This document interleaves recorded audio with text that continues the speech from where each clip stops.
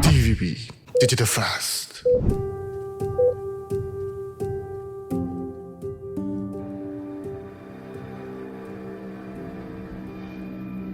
Myanmar's military regime announced sweeping changes, a reformed administration, general elections, and a series of newly enforced laws that human rights groups say will tighten its grip on power. The regime calls it a transition. But is this really a new chapter? Or just a new way to seek legitimacy from other countries?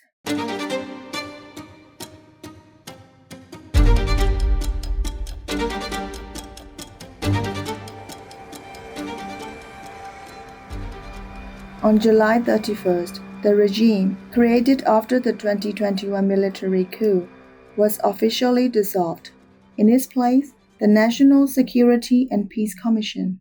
Min Aung Hlaing is still at the helm as Commission Chairperson, Acting President, and Commander-in-Chief. He will say that it's a genuine election and that they will conduct it properly. But look at what he has done to the country. Has he ever spoken the truth? He has lied to us ever since he's in power. We believe that free elections are another one of his lines.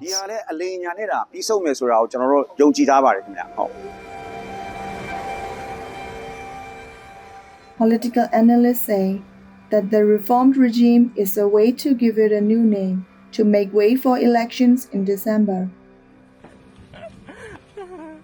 But with civil war raging and 63 townships placed under martial law, any election wouldn't be truly free or fair.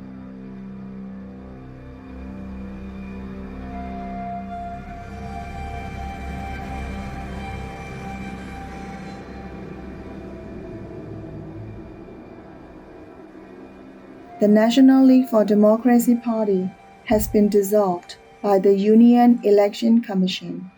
Nearly 2,500 of its members are in prison, including State Councillor Aung San Suu Kyi and President Win Myint.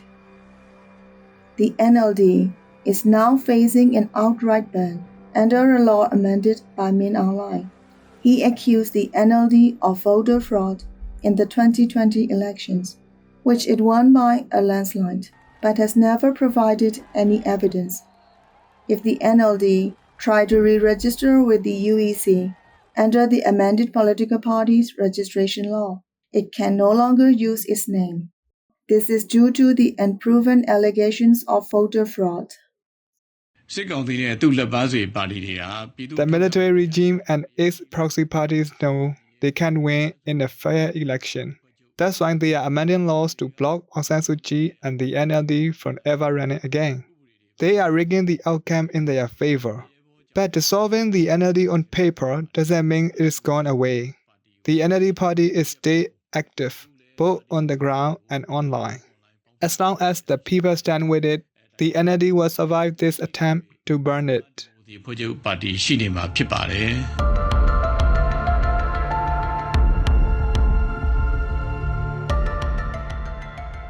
On July 29th, the regime enacted a new law, titled the Law on the Protection of Multi-Party Democratic General Elections from Obstruction, Disruption, and Destruction.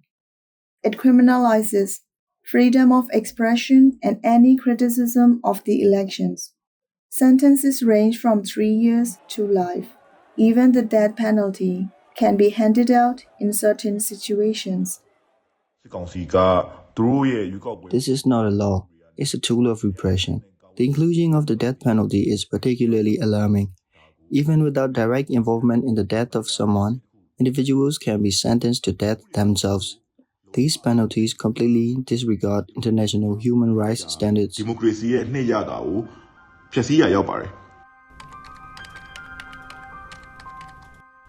On July 30th, the regime enforced its long-awaited cybersecurity law.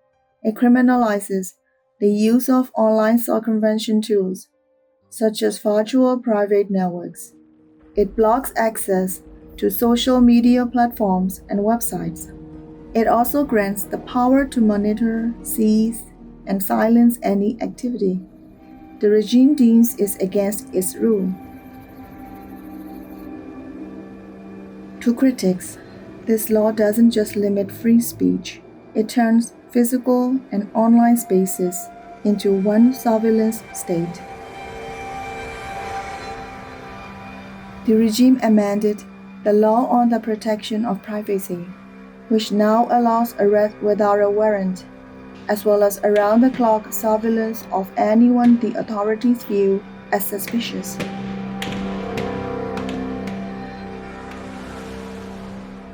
Why pro-democracy parties like the NLD refuse to run in the upcoming elections? The military proxy, Union Solidarity and Development Party is in campaign mode. On July 31st, USDP chairperson Kin Ye held a private meeting in Yangon with pro-military celebrities and media. He blamed the ousted NLD government for the country's current crisis, without providing any evidence. The USDP has been registering voters living in poor communities in cities like Yangon.